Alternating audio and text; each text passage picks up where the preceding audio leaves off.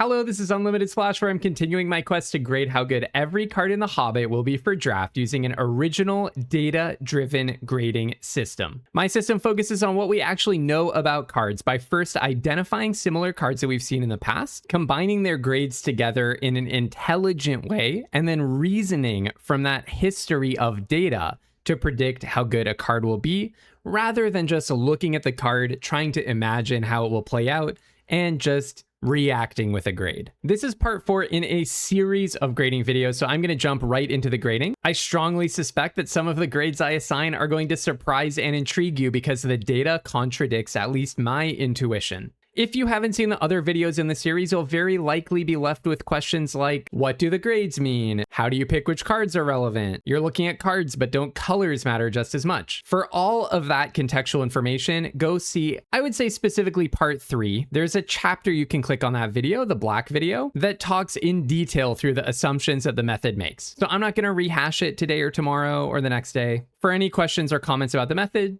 just go back and watch any of the previous videos. And if you really specifically want to see the red ratings without watching the other colors, then just watch that section of a previous video and then jump back here. And also in general, you can always navigate to any part of the video using the chapters below. Last piece of housekeeping before we jump in, you can certainly listen audio only. It's just that you have to be able to hold a lot of information about new cards in your head, but I'm going to read every single card that I talk about today. All right, folks, let me get situated in my grading card. Yesterday, I didn't manage to stay in the grading card, so I'll make sure that I do today. And card number 1 is Dori, Bearer of Friends. This card really got me kind of excited. So it's a 3/2 for 2 and a red trample. When it enters, create a treasure token. And the immediate thing that popped into my mind was Jewel Thief. Jewel Thief was a 3/3 for 2 and a green vigilance trample. When it enters the battlefield, make a treasure token from Streets of New Capenna. So 2 differences.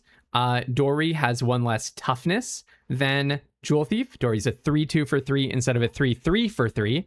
Dori also does not have trample. And honestly, that was relevant. Like a 3/3 with trample can attack a lot. But these nerfs are partly because Jewel Thief is one of the most notoriously powerful commons in any recent limited format period. So it kind of needed to be knocked down a little. If you want to know why B is so impressive, I'll just say one more time. If you haven't seen my explanations in the first 3 parts of this series, I explain all of that there.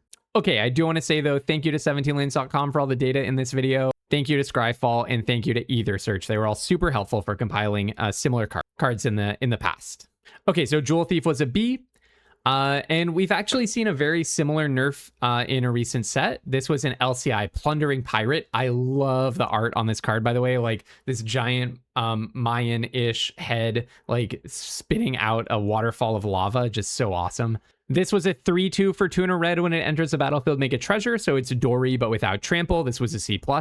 We had Noggle Robber. This was a better version in Lorwyn Eclipse. It was a 3/3 for 1 and 2 green-red hybrid. So it's like a little harder to cast, but also a little easier to cast. And it had when it enters or dies, make a treasure. So this was like actually a little souped up, I'd say. Whole extra toughness, and you get a treasure on death, not just on entry. And Noggle Robber was a C+. And not even helped out very much by that archetype because Vivid was like not that good in the format. This was just like a ramp and making your mana smooth kind of a thing, I'd say. Then in Outlaws of Thunder Junction, we had Mine Raider. This is like a gated version of it. So it's a 3/2 for 2 and a red trample, just like Dori. But then it has when it enters the battlefield, if you control another outlaw, let's not get into what that meant, create a treasure token. And so it was like a conditional make a treasure. This crucially meant that you could not consistently just curve out with turn 3, play this guy, make a treasure, and then turn 4, play a 5-drop, which is the play pattern that made Jewel Thief and those other variants so ridiculous. That was a D+. They went too low on that one. And then in Marvel, we saw one, Ant-Man's Army, 3/2 for 2 and a green. When it enters, make a food or a treasure. Look, I was really high on this one before the set came out, so it's kind of a cautionary tale for me. I thought it would be like B- or something, because you can make a food or a treasure. This was a C+. Green was like not the best in Marvel, but it was not that bad. Okay, so we just saw 5 examples. The worst was a D+, the best was a B, the median was a C+. I'm very comfortable with C+. I think this card's sweet. If it's a B-, I won't be stunned, but it's got to be good. This is a card that is just got to be good. The only example we saw that was bad was when they really put a tough condition on it. And by the way, if you like what I'm doing here, if you're having fun and enjoy it, make sure to subscribe. That's the easiest way to make sure that you're going to see the rest of the series, because tomorrow I'm posting green and the next day I'm posting multicolor and colorless. And then of course, we're going to be off to drafting Marvel, and there's an Arena Direct happening already next weekend, the first weekend after the set drops on Arena. You definitely want to stick around and see my data-informed approach to that Arena Direct. So make sure you're subscribed. And by the way, for those of you who are already subscribed, I am posting these videos a little bit early for channel members. That's something that I'm going to start doing weekly in the future. I'm going to make sure I have at least one video every week that's available at least one day early for channel members. So if you're already subscribed to the channel, consider clicking join. You just click that join button on the page, and you can see all of the perks. We have different perks for different levels, and consider joining and supporting what I'm doing here. And thanks so much. Thank you so much to everyone who has joined. I really deeply appreciate it. All right, next up, Goblin-town Flunkies. A 1/1 for 1 and a red haste. When it enters, amass goblins 1. I kind of spoiled this at the beginning of the video, but I have a very high opinion of this card. I remember playing with Dragon Fodder, drafting with it. I drafted so much Shards of Alara. This card was so good. 1 and a red for a sorcery. Put 2 1/1 red goblin creature tokens into play. 2 1/1s for 2 is so much better than a 2/2 for 2. Okay, so that card was awesome. 18 years ago when I was young. And this card's better because Goblin-town Flunkies has haste. One of them has haste. Maybe it's a shade worse because we can haggle over whether amass goblins 1, how often that's worse than make a 1/1, because amass, okay, we actually haven't talked about this yet, so I should say that's put a +1/+1 counter on an army you control. It's also a goblin. If you don't control an army, you make a 0/0 first. So the thing is, this is very often going to just be make a 1/1, because the play pattern that you care about with your 1/1 haste for 2 is you really want to play it on turn 2. And almost certainly, I think certainly you have not made an army on turn 1. Not sure there's a way to do that in the set. So this is going to be the thing that makes you an army if all goes according to plan. You really want a deck where this is buffing your army, where this is not buffing your army, where this is the one that's making it for the first time. And it's probably not a disaster if it's a 1/1 for 2 haste, put a counter on something. Okay, so one other thing that I want to mention is that there have been fingerprints left in this card file for us. Specifically, I see a lot of signs that the designers took designs from Lord of the Rings and tried to make them, especially for like the most iconic and super powerful commons that we saw, and tried to make them more kind of in line with how powerful they probably should have been in the first place. And so here's one example. This is just speculation on my part, but I kind of get that feeling. So here's one example. In Lord of the Rings, we had Rally at the Hornburg. This was 1 and a red for a sorcery. Make 2 1/1s and humans you control gain haste until end of turn. Just all humans you control are getting haste. That card was bonkers. That was a common, and it was a B+ level common. One of the most dominant commons that we've seen in any contemporary format. Lord of the Rings notoriously was one of the most unbalanced formats that we've seen ever.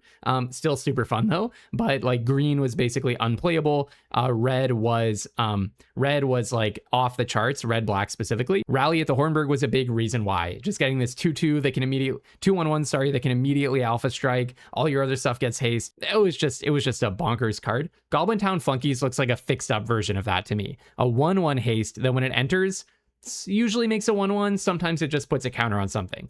It doesn't give everything haste. So this to me looks like a fixed up Rally at the Hornburg. Useful for us, I say, because that gives us a clue in grading that we should undershoot B+. Okay, that's not that informative, but like it tells us this is like supposed to be notably less than that. Okay, but again, we've seen a lot of these make 2 1/1s for 1 and a red. One example is Ral's Reinforcements in March of Machines. So that was 1 and a red for a sorcery, make 2 1/1 blue and red elementals. That was a C+. I want to mention Mechanized Ninja Cavalry from Teenage Mutant Ninja Turtles. That was a 1 and a red or white. So 1 and a Boros hybrid. For a 1/1, when it enters, make another 1/1. That was a C+. We had Goblin Instigator in M19. It was a 1/1 for 1 and a red. When it enters, make a 1/1. So it did not have haste. It was a little worse. That was a full-on B in the core set. And I love when we have examples from core sets because they're low synergy and it shows us just how good the template is. And then in Edge of Eternities, we had Honored Knight Captain, 1/1 for 1 and a white. When it enters, make a 1/1, and then a mostly irrelevant search for an equipment ability. That was a solid C+. So we just looked at 5 examples, minimum C+, maximum B+, median C+. Part of this does come down to how often you think that amass goblins is going to be make a 1/1. I think if there is a red aggro deck that works in the format, and I strongly suspect there will be, then this is going to be a huge part of it. And in an aggro deck, when it's, a huge amount of the time, you're going to play at least one Goblin-town Flunkies. That is the thing that kicks off making a goblin. So I'm going to go with it's pretty close to just make a 1/1. And in that case, I'm going to go with B-. I'm really bullish on this card. Might not look super impressive. I think it's fantastic. And not just I think, it would be a departure from past data for this to be much worse than B-. All right, next up we have Gundabad Opportunist. This is a 4/2 for 3 and a red. When this creature enters, exile the top card of your library. Until the end of your next turn, you may play that card. Okay, so what do the data say about this type of card? The best we've seen recently is Equilibrium Adept from Tarkir Dragonstorm. Instead of a 4/2, this was a 2/4 for 3 and a red. When it enters, exile the top card of your library. Until the end of your next turn, you may play that card, so same thing. But then it also had Flurry. When you cast your second spell, this gains double strike until end of turn. That one was pretty nice, C+. But it also could gain double strike, and it had 4 toughness instead of 2 toughness. Alania's Pathmaker was a much closer version. 4/2 for 3 and a red. When it enters, exile the top card of your library. Until the end of your next turn, you may play it. In fact, it's just occurring to me, I guess. Look, I think Gundabad Opportunist is a functional reprint of Alania's Pathmaker, right? I don't see a difference. Yep, and Alania's Pathmaker was a D+ in Bombur, but also Bombur was very fast. It was not what you're supposed to do in the format. But also, I think red's probably trying to be pretty fast in this format, so that might be an issue that haunts the Gundabad Opportunist. Okay, and then just now in Marvel, maybe the first one that you thought of is Crimson Operative. We had a 3/2 for 3 and a red Prowess, so a little understated, but it had Prowess to maybe make it have better stats sometimes. And then the same ability, enter, exile top card. Until next turn, you can play it. And that was a C- in Marvel. So we're looking at 3 cards, minimum D+, maximum C+, median C-. I'm going to go with D+. I'm not impressed by this style of card. The only one that we saw that was good was Equilibrium Adept, and that's much closer to a 4/4 for 4. This one's a 4/2 for 4. It'll trade down with your opponent's random goblin army or something, some random 2-power thing that's sitting around. Their Bilbo Baggins Burglar that already drew them a card will trade up against the Gundabad Opportunist, which didn't even quite draw you a card and cost a whole extra mana. Yeah, no, I'm not enthusiastic about this one. All right, folks, here's a juicy one. Iron Hills Stalwart, a 4/5 for 4 and a red, reach, trample. When this creature enters, attach target equipment you control to up to 1 target creature you control. So a 4/5 for 5 reach, trample, and when it enters, you get to stick an equipment on something immediately. So we haven't seen that much of put any equipment on anything. That's not exactly new, but pretty unusual. So way back in the first set with Landfall, Zendikar. I played a lot of this format, but it has been 17 years, so please excuse me. We had Core Outfitter, a 2/2 for 2 white. When it enters the battlefield, you may attach target equipment you control to target creature you control. I think that's the last time we had almost exactly this same enters effect. And we didn't have 17 lanes data back then. But I did actually think, Weapons Vendor from Final Fantasy is kind of close. 2/2 for 3 and a white. When it enters, draw a card. At the beginning of combat on your turn, if you control an equipment, you may pay 1. When you do, attach target equipment you control to target creature you control. The reason I say this is similar is I can play Weapons Vendor first main phase, draw a card, but it's just a 2/2. Go to combat. This triggers, I pay 1, attach an equipment. So it's almost the enters ability, maybe a bit worse. It does draw a card on entry, but it has a much worse stat line. But that one was a C. Then another kind of similar one, maybe you just thought about this in the last set, Swordsman Sharp Scoundrel, a 2/2 for 1 and a black. Whenever another villain you control enters, attach up to 1 target equipment you control to target creature you control. When an equipped creature you control attacks, it connives. This card's much better because It happens repeatedly whenever a villain enters, although I will say probably better to happen on entry than to happen repeatedly, but much more important, it has a really good static ability, and crucially, it's a 2/2 for 2, not a 4/5 for 5. It's just sitting at a much better part in the curve, and that was a C. In a pretty tough archetype, by the way, not, you know, a bit of a sleeper, but like far from obviously the best thing to be doing in the set. Okay, that was part 1, the Enter's Effect. Now let's think about part 2. It's a 4/5 for 4 and a red. So the first one that comes to mind for me is Furnace Strider from Phyrexia All Will Be One. I want to think about this style of card because I think it's been very interesting recently, actually. So Furnace Strider, 4/5 for 4 and a red, enters with 2 oil counters. Remove an oil counter and target creature you control gains haste until end of turn. This was pushed. This was super pushed. So in 1, they pushed the 4/5 haste for 5 farther than they probably should have. Oil counter's deck was really good, partly because this was such a beater to come down on 4 and just give something haste, and then do it all over again, give your 6-drop haste or whatever.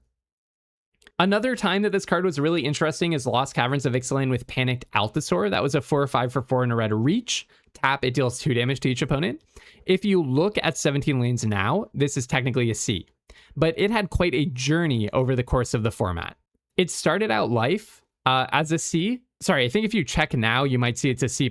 It started out life as a C, and then it slowly rose as the kind of word got around.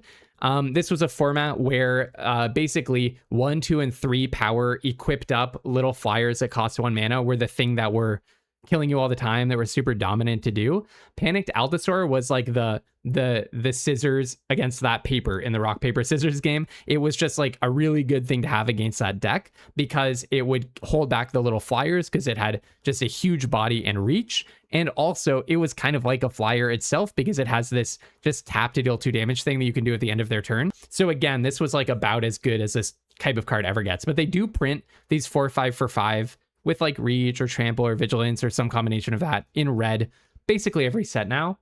And usually it's much worse. So in either drift, we had Thunderhead Gunner, 4/5 for 4 and a red reach, discard a card, draw a card, activate only as a sorcery and only once each turn. People who are in the know really like this card, and it was a C+. I remember the Lords of Limited were like so enthusiastic about this card, I think. But we've also had Caveron Skywarden, a 4/5 for 4 and a red reach in Edge of Eternities. At the beginning of your end step, if a non-land permanent left the battlefield this turn or a spell was warped this turn, put a +1/+1 counter on this creature. That was a D+, and it doesn't get better from there. In OTJ, we had Iron Fist Pulverizer, 4/5 for 4 and a red reach. When you cast your second spell each turn, it deals 2 damage to target opponent, scry 1. That kind of looks good on paper. To me, it certainly looks better than Iron Hill Stalwart, which, okay, it has trample and does an equipment thingy, but I think I'd rather be like repeatedly doing 2 damage and scrying. And Iron Fist Pulverizer was only a D+. We also have a Rearing Embermare from Secrets of Strixhaven, a 4/5 for 4 and a red reach haste. This one played out as a D-. But I do want to say, like, as we saw, this type of card does sometimes have a role to play. Like Panicked Allosaur, especially the one in All Will Be One, like, sometimes in the right lineup, it's good. I will also say Rearing Embermare, I had these in some sealed decks and they did not feel that bad because sometimes you just need a thing that can deal a bunch of damage, especially if you're playing a really controlling deck or a really ramp-oriented deck, and you just really need to make sure that the top end of your curve is covered with highly impactful cards. So it can happen that these line up well in a format. In the 8 cards we saw, the lowest was D-. The highest was a B-, but that was very unusual. Really, the median is like this split between D+ when it doesn't go well for this big red oaf and a C when it kind of does go well for it. This one, to me, it's looking like a D. I need to get my grades down a little bit. I seem to be too nice a grader. And so this is one of those battles I'm going to pick where I think this card's just not going to be good. But I will say, especially in sealed, it can just kill somebody, so don't completely sleep on it by any means. All right, my friends, next up we're looking at Oin the Brave, a 1/3 for 1 and a red, storied. That means if you control 3 or more artifacts, legendaries, and or sagas, you have an enduring story for the rest of the game.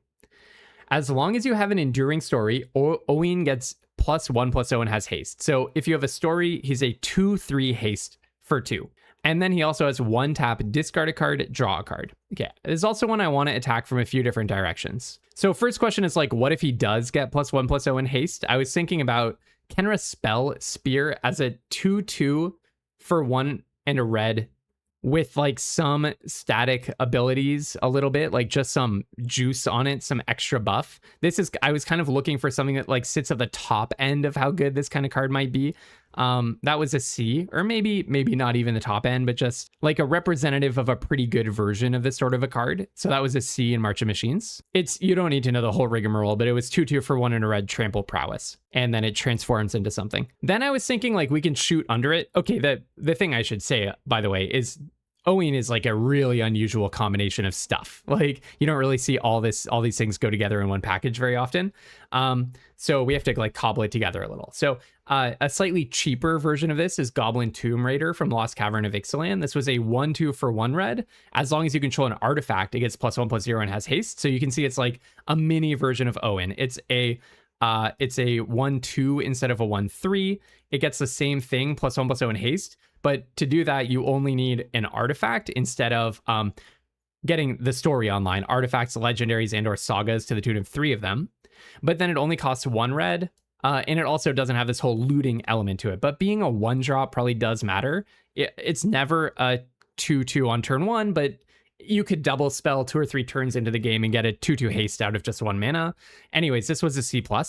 And so that's from a sort of stats perspective. I also wanted to think about this pilfering element of it, the 1-tap discard a card, draw a card ability. How much does that matter? So one example from Neo is Aki Ronin, a 1/3 for 1 in a red. When a samurai or warrior you control attacks alone, you may discard a card. If you do, draw a card. I thought that's notably worse than Oin, so it'll kind of give us a lower bound. But that was all the way down at D-, so that doesn't help that much. So then I thought, like, what's the most comparable pilfering?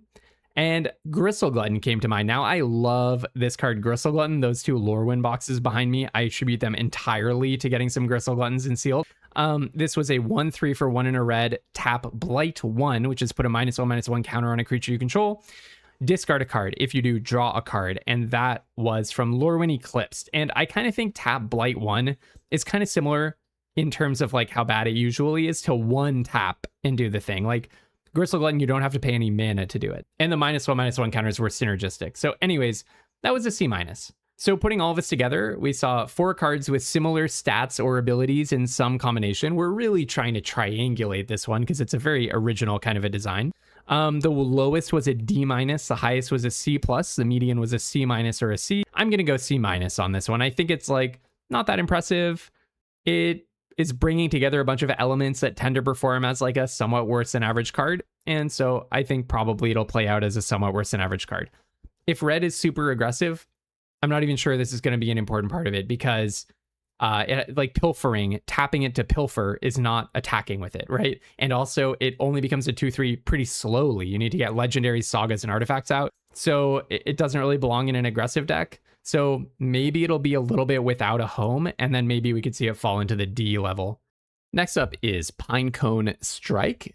This is 1 in a red for an instant. Choose 1 or both. Pinecone Strike deals 3 damage to target creature. If that creature would die this turn, exile it instead. The other option is destroy target artifact token. This is a variation on a familiar theme. Abrade is the now classic card that this is riffing on. So Abrade was 1 in a red for an instant. Choose 1. Deal 3 damage to target creature or destroy target artifact. So the differences are Pinecone Strike, it exiles it if the thing dies, so it's not going to be in the graveyard. And the other thing is it's an artifact token on Pinecone Strike. Abrade could hit non-tokens, which is a huge deal. I looked into like what the artifact tokens are in this format. There's a bunch of treasures. There are some equipments that get made as tokens. But by and large, I think that's going to be a pretty limiting ability because there's also a lot of artifacts that this won't hit. I guess they didn't want it to just blow up an entire equipment at instant speed, which probably would be like a bit of a feels bad to have the equipment blown off of your 4/4 and then suddenly it gets killed with Pinecone Strike that way. Okay, but Abrade when we saw it in Foundations was a B-, so super strong card. We've seen Abrade a few more times. There was Lost Caverns of Ixalan Abrade, same card, that was a C+, and we also had it in Secrets of Strixhaven with the best art it's ever had. That was a B-.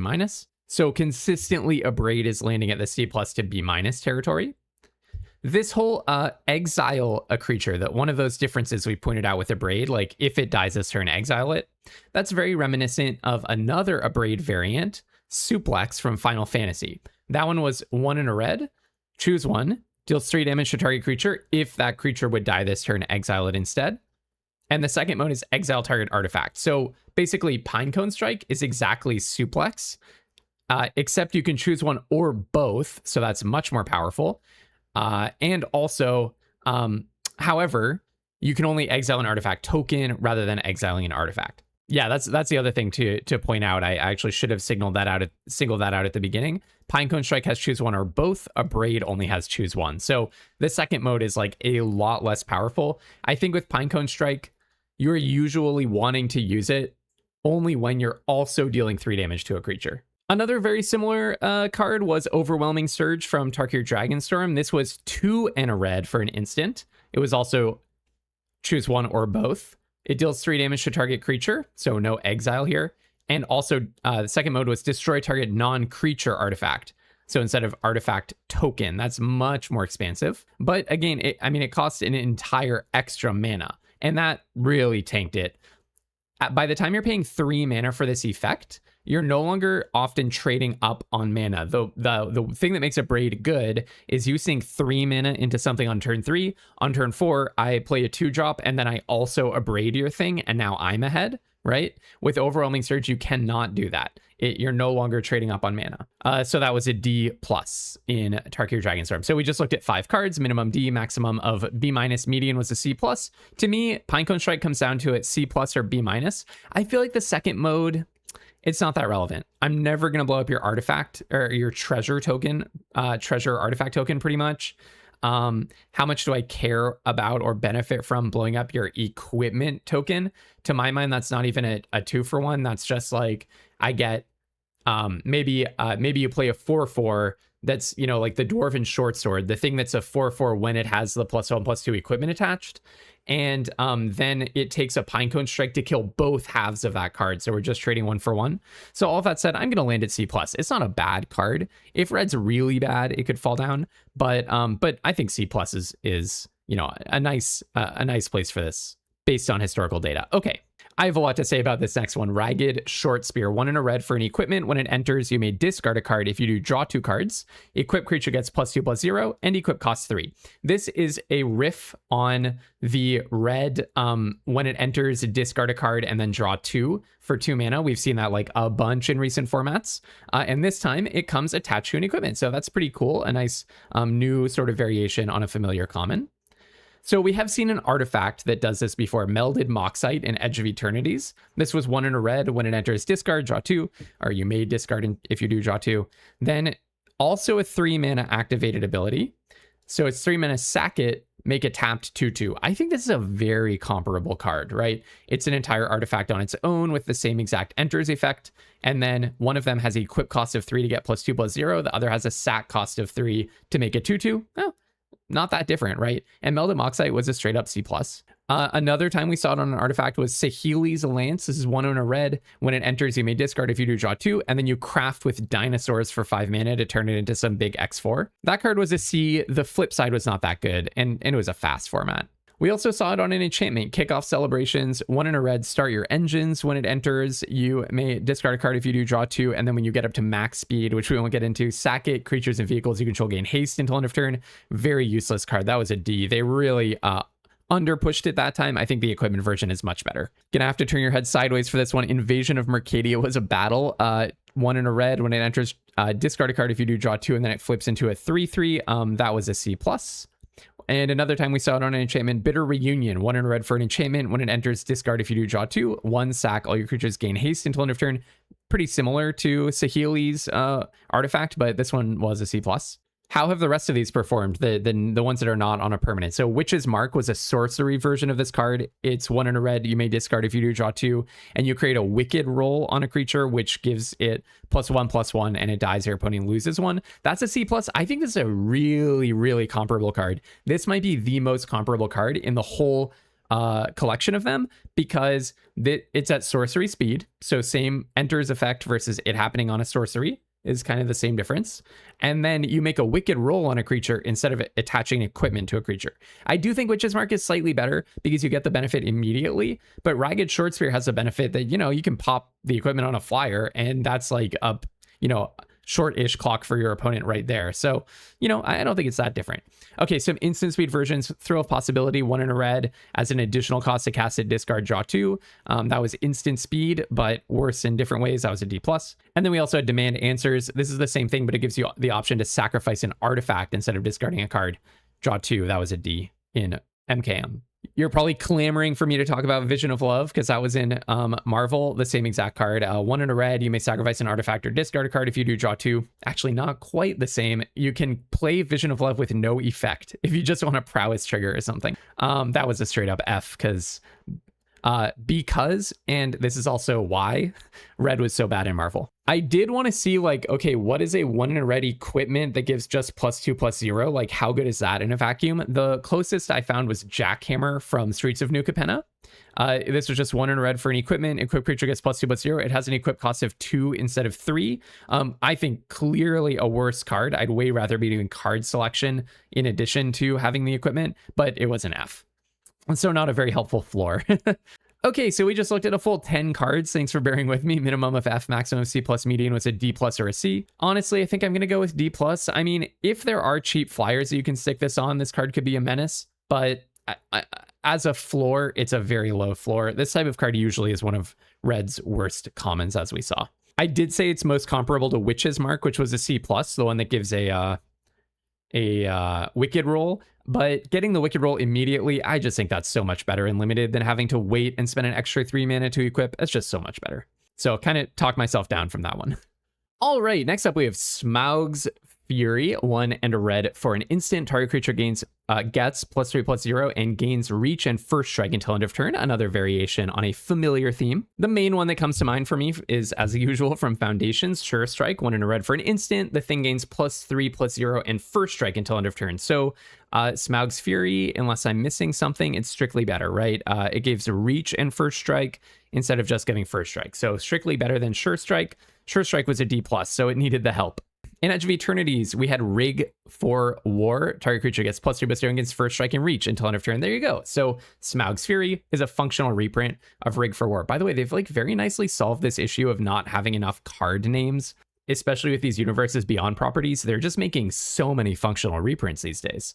Okay, anyways, that was a D in Edge of Eternities. And in Dominaria United, we had Furious Bellow, target creature gets +3/+0 and gains first strike until end of turn, scry 1. So instead of giving the thing reach, it lets you scry 1.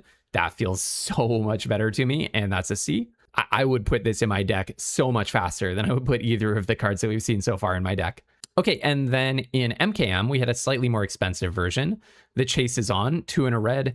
For an instant, target creature gets +3/+0 and gains first strike until end of turn. Investigate. So they were playing around with this idea of like, can we incentivize players to play this crummy combat trick by giving them part of a card back? And the answer was sort of. And then they said, what if we give you a whole card back? Because the downside of combat tricks is like you're at best you're going 1 for 1. That's like a lot of the issue of a combat trick. At best, I'm going to snap up a creature. A lot of the time, I'm exposing myself to a 2 for 1, or I'm just 1 for 0ing myself by just like pushing damage or something, which is only useful in each situation. So all of that said, the Chase is On. They did push it far enough. They addressed the main downside of the combat trick Investigate by adding Investigate, but we're not getting that this time. So we looked at 4 cards. Minimum was D, maximum was C+, median was D+ or C. This to me is just like a D+ card. It's a card that just keeps being bad, and they've seen the ways to push it to make it good, and they deliberately did not do that this time.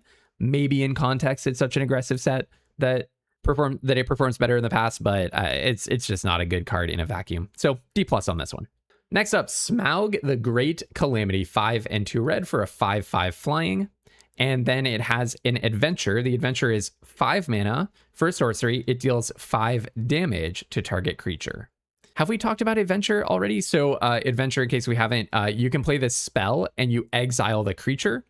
And then you get to play the creature again at any time after that. So basically, you can use this as a 5 mana deal 5 to a creature from your hand, and then you can play it as a 5/5 for 7 flying after that. Okay, so let's try to understand both components. And this is going to be slightly better than each component on its own. So there's, in Marvel, there was a Repulsor Blast. 3 and a red for a sorcery with teamwork too, so your creatures can help you get kicker. Basically, it deals 5 damage to target creature. If you paid the kicker, you deal 2 damage to the controller as well. So this was a 4 mana deal 5 to a creature. That was a straight up D. Then we also had Feed the Flames in Lorwyn Eclipsed. 3 and a red for an instant. It deals 5 damage to target creature. If it would die this turn, exile it instead. So basically just a straight up 4 mana deal 5 to a creature. That's basically where they've priced this in the past. So note that, you know, this was a C-. At 4 mana, this effect is a C- or a D. And in this case, it's 5 mana. Now it does have a legendary dragon slapped on, but that dragon is a 5/5 for 7.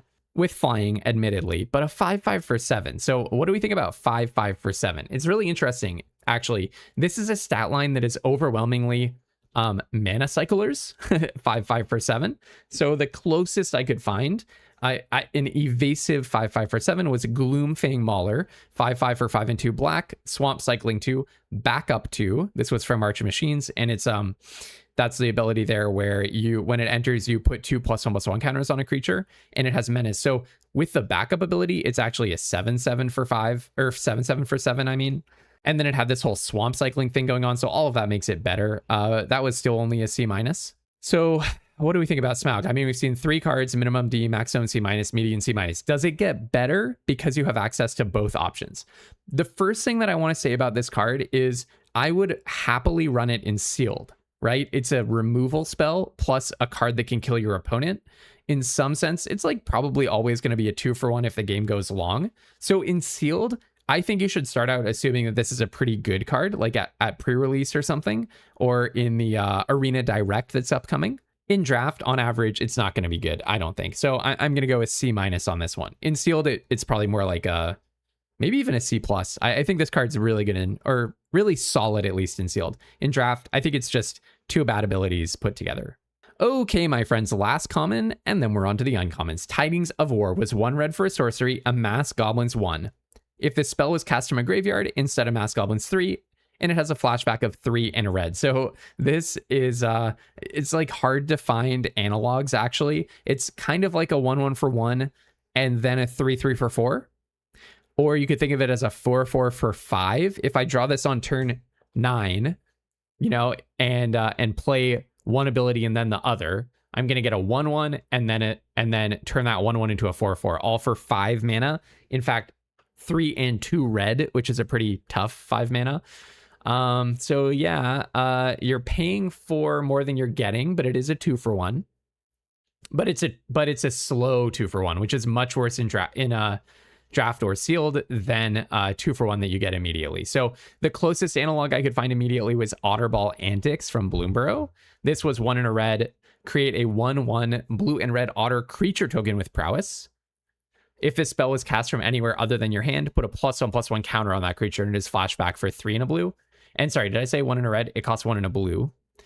So the idea is this is 2 for a 1/1 with prowess. And then it's 4 for a 2/2 with prowess. Kind of similar to 4 mana for 4 power and toughness for 5 mana, right? So Tidings of War, you're getting 4 power and toughness for 5 mana. Otterball Antics, you're getting 1, 2, 3 power and toughness for 6 mana. But prowess is like, what, half the time an extra +1/+1 on both of those things? So I actually think Tidings of War is better than Otterball Antics in a few ways. Like the raw stats, I think, work out to be better. And the other thing is it comes down 1 turn earlier. Like a 1/1 for 1 is just better than a 1/1 for 2. Like, controversial takes here at Unlimited Splash. Some of the time, we always have to say with Amass, it's not going to be a 1/1 for 1. It's going to be closer to 1 mana, put a counter on target creature. But I just think, like, with these really cheap cards, we should view them as the point of it in your game plan is to really be trying to play this on turn 1. So Otterball Antics was a C-. I think Tidings of War is probably better, but maybe not that much. Okay, another card that makes a token and then flashes back to make a bigger token. Retrieve the Esper in Final Fantasy. 3 and a blue, make a 3/3. Then if it was cast from a graveyard, put 2 counters on that token. Flashback 6. I won't break down the stats, but similar genre of card, just a much slower, bigger version of it. And that was a C. We had Group Project in Secrets of Strixhaven, the most incredible art of the set. I love this little owl here at the Group Project. So this is 1 and a white for a sorcery, make it 2/2, and then flashback tap 3 untapped creatures you control, and you just get another 2/2 for it. That was a C+. But it also costs no mana to flash it back, which is a really big deal. If you had 2 creatures out, you could just play it, immediately flash back, and then you're getting 2 2/2s for 2 mana, albeit you do have to tap a bunch of creatures. And then the other card that I could find in this format was Geisal Greens from Final Fantasy. 1 and a green for a sorcery, make it 2/2 with landfall. When a lane you control enters, it gets +1/+0, and then flashback 7 to get another 2/2. That was a C-, but the flashback cost was 7 mana for a 2/2. So all told, we're looking at 4 different cards, minimum of C-, maximum of C+, median of C-, and C. I want to bump it up a little bit above Otterball Antics because it is 1 entire mana cheaper, so I'm going with a C. I just think 1 for 1 is a pretty good place to be in this set. So I don't think it's overwhelming, but I think it's perfectly fine. Next up, uncommons. And as we push on to the uncommons, I want to say a huge thank you to the people who have joined the channel as members. The new members, as of when I'm recording this, that I didn't mention in the last video, Gabba Gandalf, Cold Water, and Mono Entropy. Thank you so much for joining. And again, a huge thank you and shout out to Robo2 Raptor, Voltan Ignacio, Cherub Meyer, Rudu Lupescu, HU Ivans, Laughing Tiger, Robert Gautier, Overcaffeinated Fox, and DJobo. Thank you so much.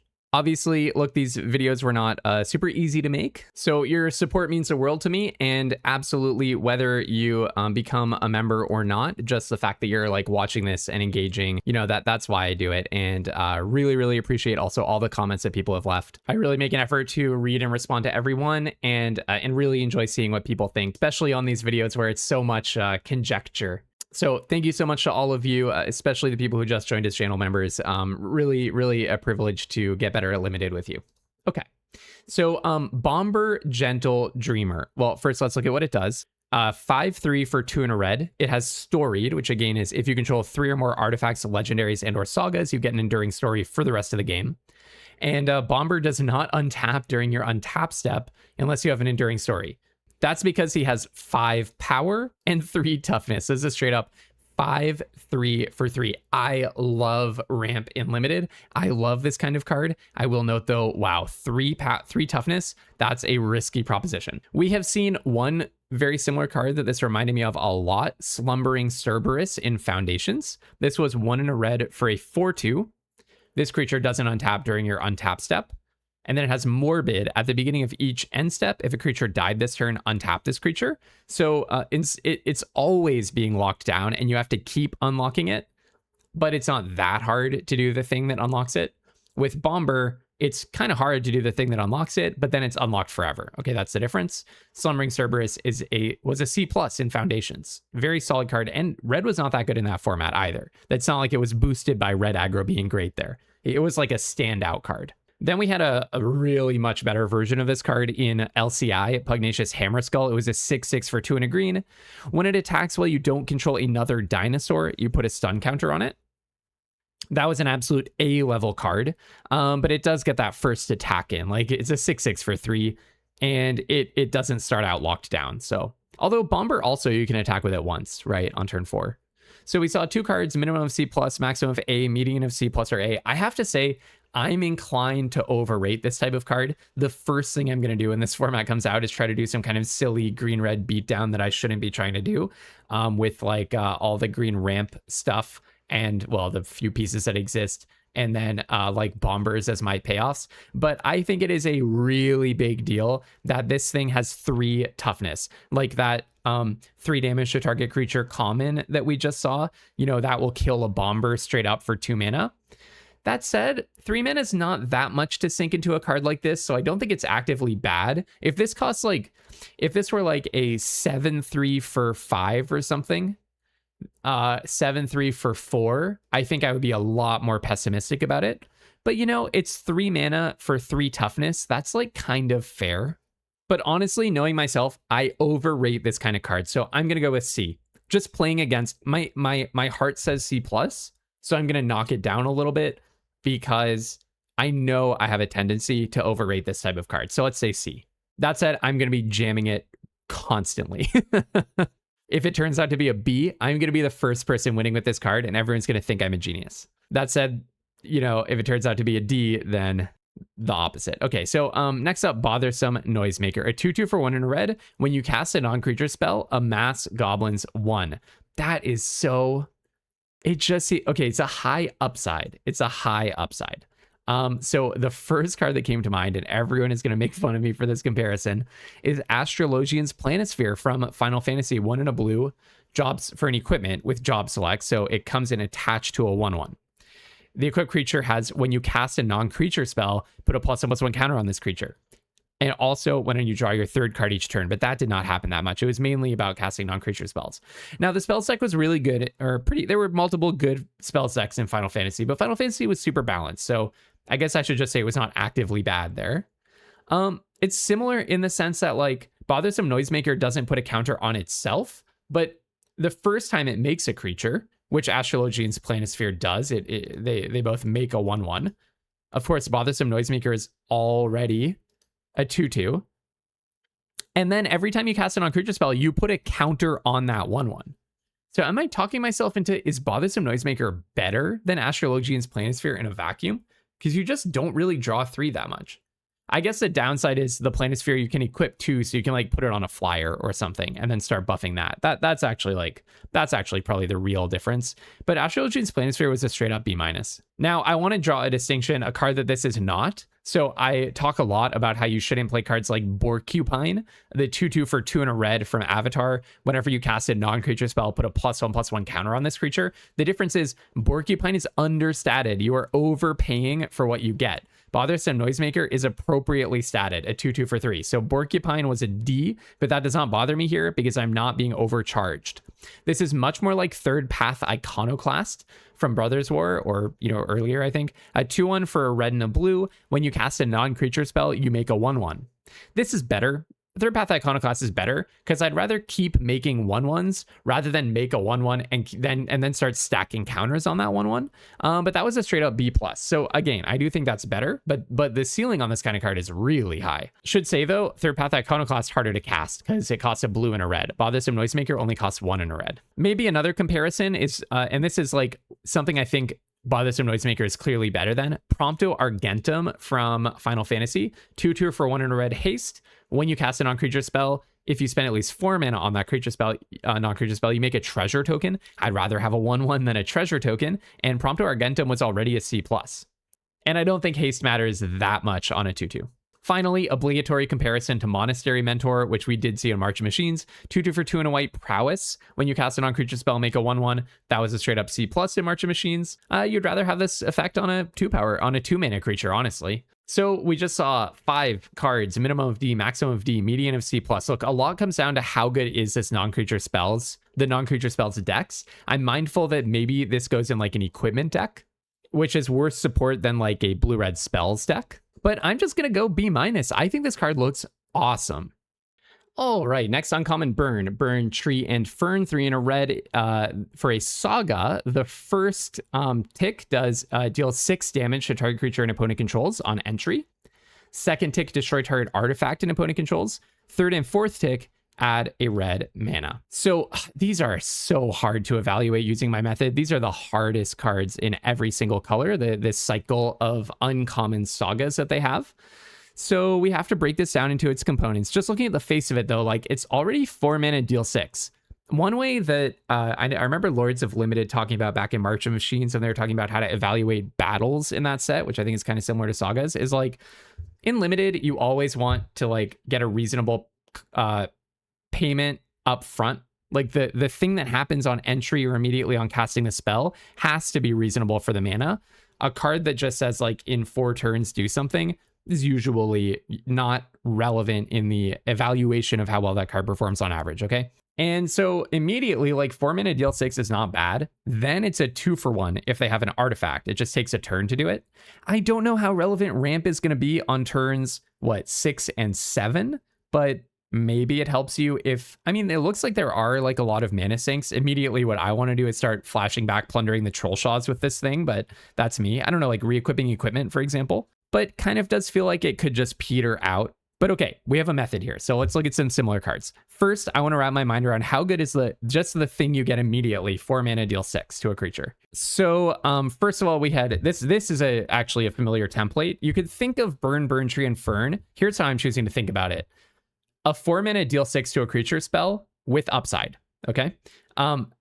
And that's a familiar template for us. We have several recent examples. So Crash and Burn in Either Drift, 3 and a red for an instant. Choose one. You can destroy target vehicle, or it deals 6 damage to target creature. That was a C-. Orbital Plunge was 3 and a red for a sorcery. So same timing as Burn, Burn Tree, and Fern. And this one was deal 6 damage to target creature. If excess damage was dealt this way, create a lander token, which lets you go find a land. That was from Edge of Eternities. That was a B-. But again, everything that said create a lander token in red in Edge was like pretty good. And then in Ninja Turtles, we had Bot Bashing Time, which is 3 and a red for a sorcery, deal 6 to a creature. If it would die this turn, exile it. The least upside that we've seen on any of these, that was a D. That's where I'm going to call it because I don't really want to think, there's no such thing as like 4 mana in 1 turn destroy target artifact or something. And I think these last few abilities are actually not so relevant. They're not so much upside that we're really going to need to adjust substantially from the template of just 4 mana, deal 6 to a creature and upside. So we saw 3 cards in that vein, minimum D, maximum B-, median was a C-. I think I'm just going to go with C. I think it's more of a sideboard card is really where I land on this. In order to play this card, I want you to have big stuff so that I want to spend 4 mana removing your things. If you're just making a bunch of little goblin tokens, I do not want to be spending 4 mana to take them down, probably. Also, it's going to be way better if the opponent has an artifact, if they're in the equipment deck especially.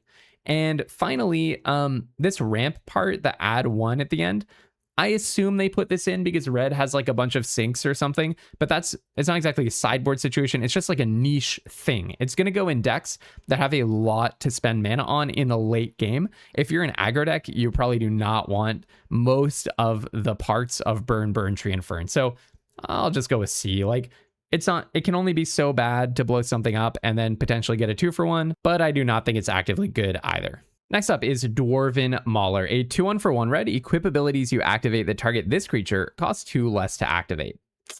Okay, this card could be this card could do some damage. So first of all, it's borrowing an ability from a card in Lord of the Rings. Eowyn, Lady of Rohan was 2 and a white for a 2-4.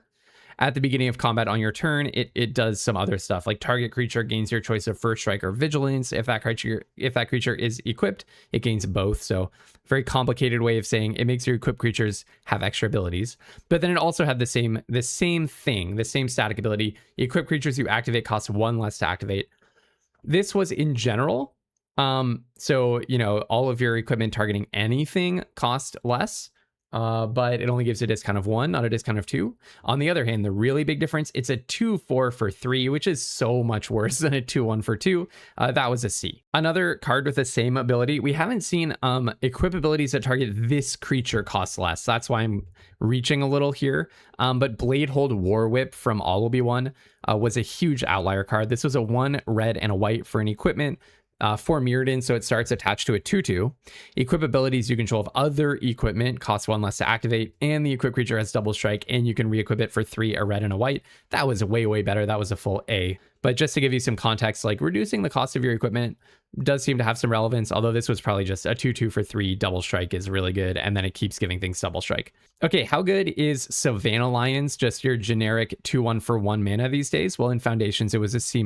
When they give it a little bit of a boost, like Agent Maria Hill, 2-1 for 1 white, when it becomes tapped to pay a teamer cost, put a +1 counter on her and draw a card. That actually came up less than you might think. This was much closer to a vanilla Savannah Lions in a set where white was really good. And that was a B-.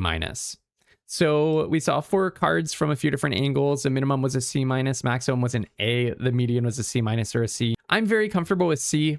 I think this card's like pretty serious in the right deck. I think in the wrong deck, it's pretty useless. So probably it's not so much it's a card that's always mediocre and therefore it's a C. It's a card that is sometimes just going to kill you. And other times you're just going to draw it and it's going to do nothing. So averaging out to a C. All right, halfway through the uncommons. Next on the docket, Gandalf Spark Starter. His name is Gandalf, so you know it's almost certainly a good card already. 4 and 2 red, but no, we're not going to be cheating here. 4 and 2 red for a 4/3 with reach. When Gandalf enters, he deals 3 damage divided as you choose among 1, 2, or 3 targets. So this is a 4/3 for 6. It has reach just as a little cherry on top. And when it enters, it kills 1, 2, or 3 things. Or it can just straight up bonk your opponent for 3. What a piece of cardboard. So the first comparison is this is like a riff on an ancient card, Flame-Tongue Kavu, the classic 4/2 for 3 in a red. When it enters, it deals 4 damage to target creature. Note. So there's also an element in here of being able to hit a player. That makes it a lot more like an Inferno Titan variant. So that was a 6/6 for 4 and 2 red. It had fire breathing, 1 red to give it +1/+0 until end of turn. And then also the same ability. When it enters the battlefield, or in that case attacks, it deals 3 damage divided as you choose among 1, 2, or 3 target creatures and or players. So they kind of borrowed the enters the battlefield part of this to 3 damage divided as you choose among up to 3 targets as Gandalf's enters ability. Okay, so the first recent limited card, those are all from before we had data, but the first recent limited card that this reminded me of is Nebula Dragon. This was a 4/4 for 6 and a red flying. When it enters, it deals 3 damage to any target. And that was from Edge of Eternities. So a few differences there. Nebula Dragon, look, I really couldn't find examples of this 3 damage divided as you choose among up to 3 targets. That's a very rare ability in Magic recently, or overall. So I'm just looking at things that can deal 3 to any target. Particularly like stapled onto a big creature. And Nebula Dragon was actually sweet in that format. It was like a solid C+ in Edge of Eternities. Now, Edge was all about ramp, so that did make it better, but even just naturally waiting until you get 7 mana, it was just enough. There were so many times in Edge when I would just kill somebody out of nowhere with a Nebula Dragon, or I would be in a very, very comfortable spot, clearly winning a game, and then I would just always be thinking like, I'm still dead to Nebula Dragon. Like I stabilized at 3 HP and I'm like, well, every draw they have, I'm like, if that's not a Nebula Dragon, I'm fine. If that is a Nebula Dragon, I'm dead right now. I definitely lost a lot of games that way. I also won a lot of games that way. This card was just sweet. And it's probably worse than Gandalf because I don't even think, the flying did come up. Flying is definitely a relevant part of Nebula Dragon. But I think the modularity of Gandalf, the amount of the time that this could just instantly be a 2-for-1, and then like a 2-for-1 removal spell, and then you get a 4/3 reach at the end of it. And also like the real proportion of the time that you're just killing somebody with it. I don't know. I'm like very high on this. I might even just think it's better than Nebula Dragon. And by the way, Nebula Dragon, super underrated. So I think knowing that Gandalf is great, maybe it's worth an edge here in the early format. People might be slow on the uptake if this is a good card. Because look, I was just drafting a lot of edge when it was on flashback. And I was wheeling Nebula Dragons constantly. I would get 11th pick Nebula Dragon, and it was a straight up C+. So definitely at least experiment with Gandalf. Okay. But how good is it exactly? So it also reminds me of Urabrask's Anointer from 1. It was a 4/2 for 3 in a red. When it enters the battlefield, it deals X damage to any target, where X is the number of permanents you control with oil counters on them. This was a much closer clone of Flame-Tongue Kavu, but it was a straight up B-. Basalt Ravager, another Kavu-like. It was a 4/2 for 3 in a red. Same as Kavu. When it enters the battlefield, X damage to any target, where X is the number of creatures you control that have a creature type in common. B+. So the Kavu part of this, the Flame-Tongue Kavu part, is really good, which makes sense. 2-for-1s in limited are awesome. 4/2 that immediately kills something is just so good. There's also an element of this that's dealing damage to a player, like we discussed with the Nebula Dragon. Colossus of the Blood Age from Secrets of Strixhaven was a 6/6 for 4 red and a white. When it enters, it deals 3 damage to each opponent.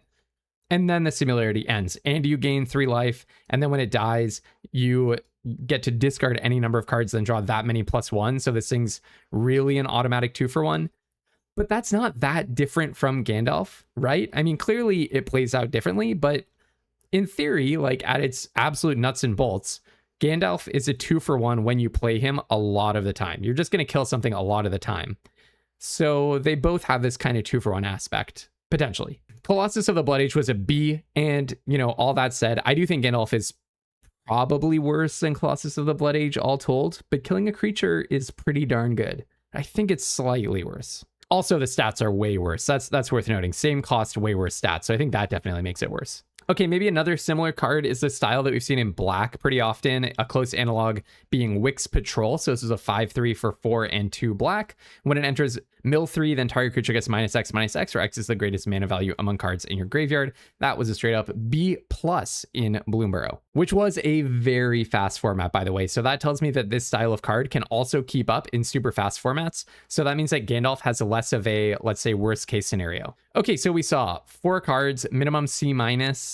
I'm sorry, that's not true. I mean, minimum C+, maximum B+. Median was a B. Now, I will note the closest analog, I think, is Nebula Dragon, and that was the lowest scoring. That was a C+.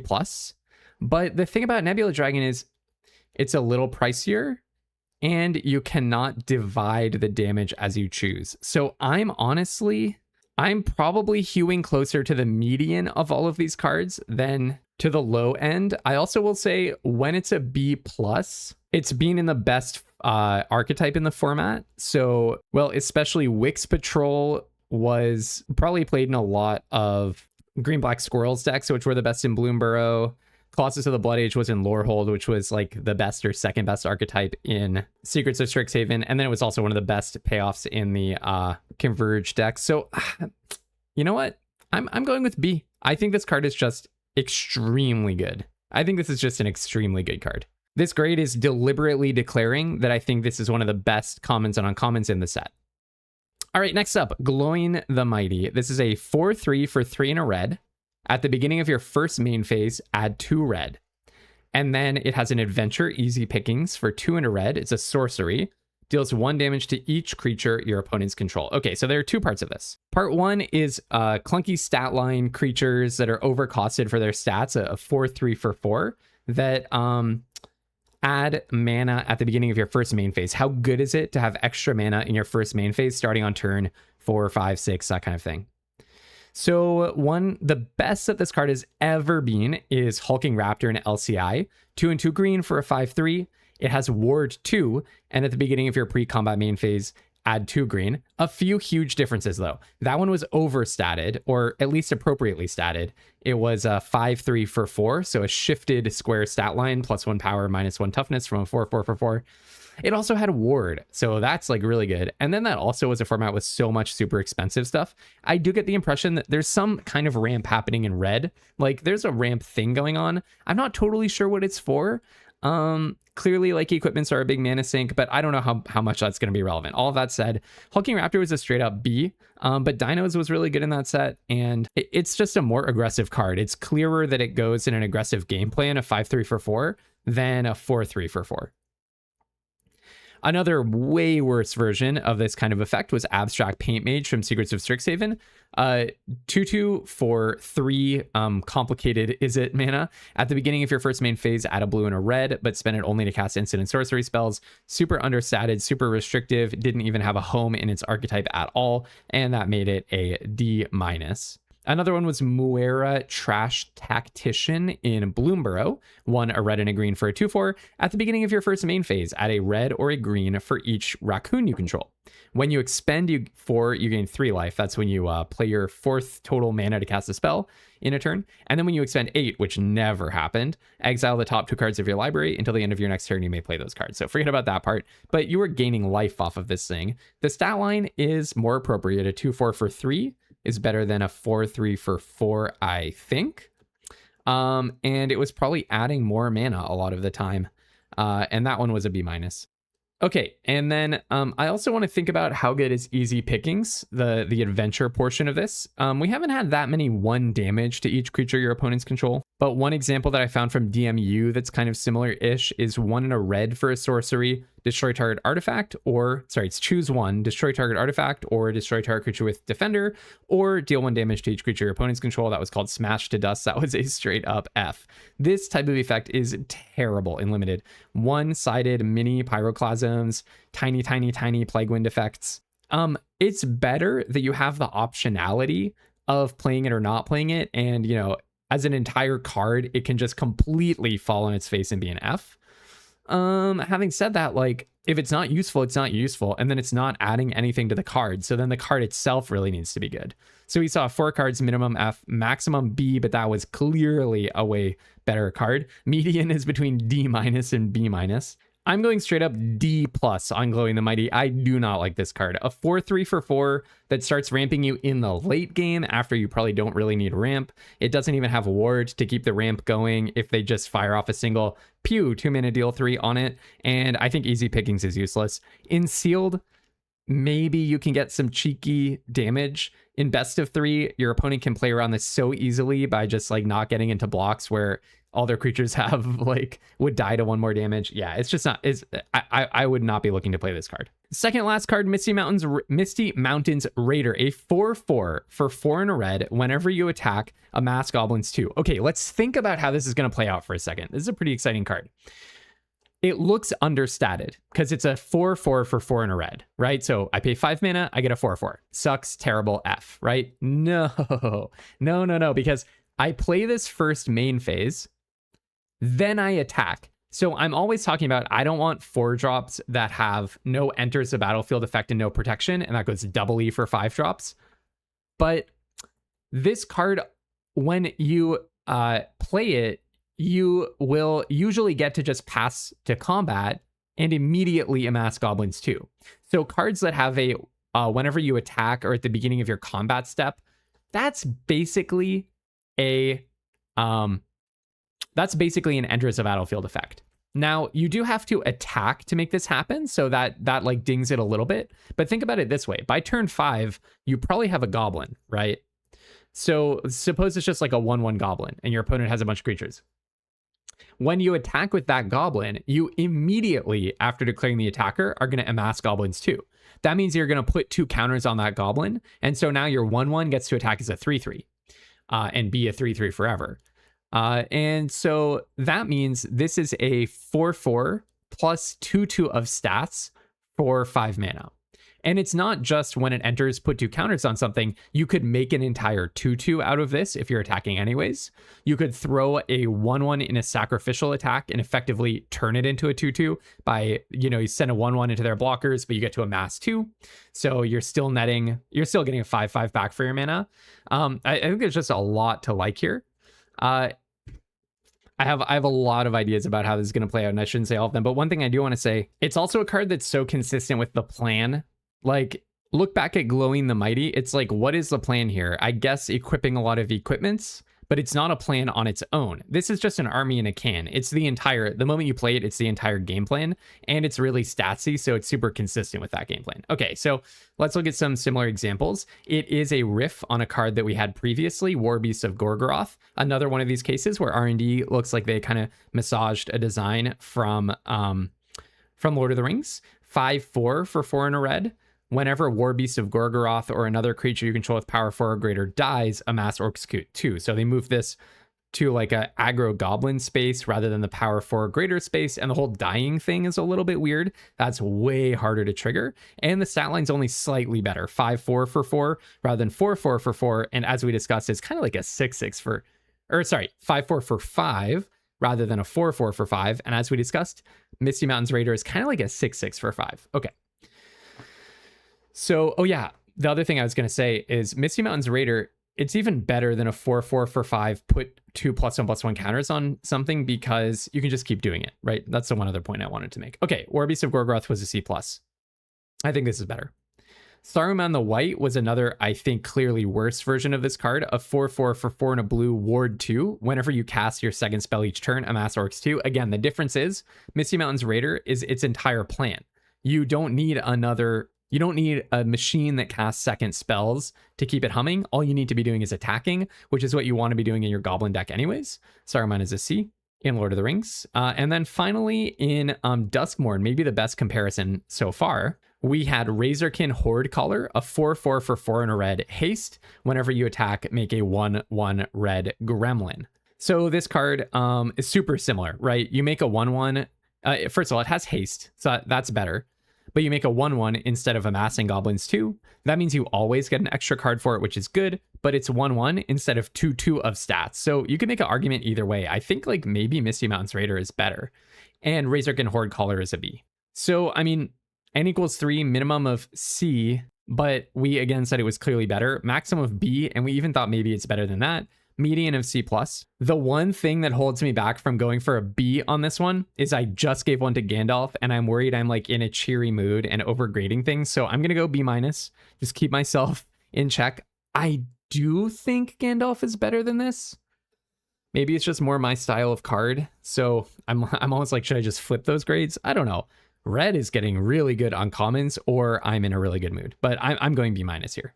We made it, my friends. We're on the last uncommon in red, Snowslope Hunter. This is what my life is like in Canada, by the way. You just picture like I'm always running around with badgers on hills covered in snow. It is a 2/3 for 2 and a red Goblin Ranger.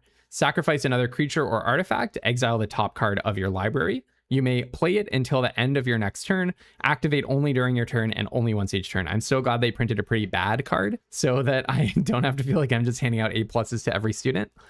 Diversion Specialist was, I guess, the closest that we've had from Duskmourn. This was 3 and a red for a 4/3 menace. And it has 1 generic mana, sacrifice another creature or enchantment, exile the top card of your library. You may play it this turn. So a few differences. I mean, obviously the stat line is different. It also has menace, so all that is different. But then I also want to point out, okay, yeah, sack a creature artifact versus a creature enchantment, but that's kind of similar given the roles that those cards play in the set. The main difference is you may play it this turn on the Duskmourn one versus you have until the end of your next turn for the Snowslope Hunter. That said, Diversion Specialist was a D+. It's probably slightly, I mean, the stat line's better. I'd rather have a 4/3 menace for 4 than a 2/3 for 3, right? The stat line is better. The ability costs a generic to activate, but I don't even think it's a very good ability anyways. So trading material like that is just not really what you want to be doing these days in Limited, in my opinion. You want to be just getting extra stuff for free, like that 4/4 for 5 that makes 2/2s. Okay. Sizzling Changeling, 3/2 for 2 and a red. Changeling, when this creature dies, exile the top card of your library. Until the end of your next turn, you may play that card. From ECL, I thought there's some element of like, okay, you lose a card from the battlefield, but you get a turn to play a whole extra card. But that is not good news. For Snowslope Hunter, that was a C-. And you didn't even have to sacrifice anything. That was just when it dies. So putting those together, there really weren't that many analogs to this card. But N = 2, minimum of D+, maximum of C-. The median is take your pick of D+ or C-. I'm going low on this one, D+. I just think it's, I just think it's a understated card and an effect that doesn't matter. And even worse, probably, or no better than the versions of it that we've seen before. So I'm going low on this one. Unfortunately, it's becoming a depressing tradition that I accidentally leave one uncommon out in every video. Sorry about that. I do not know why I keep doing it. Great Ugly-Looking Goblin was a black card. It was a 4/4 for 5 and a black. Each creature you control with a +1/+1 counter on it has menace. And then there is a adventure for 1 and a black, Amass Goblins 2. Reminds me of Riling Dawnbreaker from Tarkir Dragonstorm. That was a 3/4 for 4 and a white, Flying Vigilance. At the beginning of combat on your turn, another creature you control gets +1/+0 until end of turn. And then it had an Omen, make it 2/2 for 1 and a white.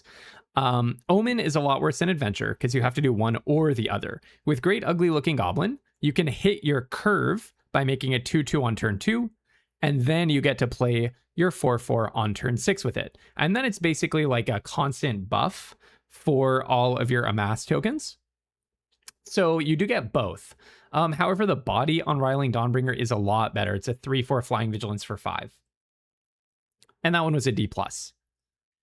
The last time that we saw the ability, each creature you control with a +1/+1 counter on it has menace, was Zendikar Rising with Hagra Constrictor, 2 and a black for a 0/0 that enters with 2 +1/+1 counters on it. And then it has that static ability. Super understated, but so is the Great Ugly-Looking Goblin. That was a straight up F in Zendikar Rising. I was also thinking, like, how good is a 4/4 for 6? Probably not good, but Affectionate Indrik is about as good as it will ever get. This was a 4/4 for 5 and a green. When it enters, you may have it fight target creature. And that was a C+. So that's like the ceiling on a 4/4 for 6. I mean, I kind of just want to go D+ on this one. Like, yes, it can help you curve out. So it can help you get your goblins on 2 that you want. But is that what I want to be doing on turn 6? I guess it would be annoying to give it menace. This is a kind of a card that's going to kill me, and I'm going to be like, you shouldn't play that card, and then it will kill me. So that makes me want to say D+. Okay, so I got feedback, by the way, that people would like to see tables at the end of all of the ratings. So here, I believe, are all of the ratings that I gave for red commons. We had Goblin-town Flunkies way up top. That I believe is the 2/1/1s for 2. All the way at the bottom was the Iron Hills Stalwart. And then on uncommon, at the top I had Gandalf, although I don't know, like Misty Mountains Raiders, Bothersome Noisemaker, those both seem really sweet. And at the bottom, we had Gloin the Mighty and the Snowslope Hunter. I also made a slide like this for black, and then also forgot to show that yesterday, sorry. So we had Bilbo's Deadly Slice up at the top, alongside the Stony Voiced Goblin, Stir Up Trouble, Rage into the Valley, which was the Phyrexian Rager. And then at the very bottom, I put Gollum Silent Slinker. I don't know, a named character at the bottom, can that possibly be right? But that's what I thought. Okay, and then in terms of uncommons, Desolation Prowler really impressed me as a B-. And then we had the great Ugly-Looking Goblin that we just talked about, and also Night Howl Pursuer all the way down at the bottom. I'll put together a post once I finish Green, which is coming out tomorrow. Then I'll put together a post with all of these color by color. And yeah, colorless and multicolor, maybe I'll do as well. But at least when I finish the all 5 colors, I'll put that out. Okay, so until tomorrow, have tons of fun playing Magic, and don't be afraid to splash.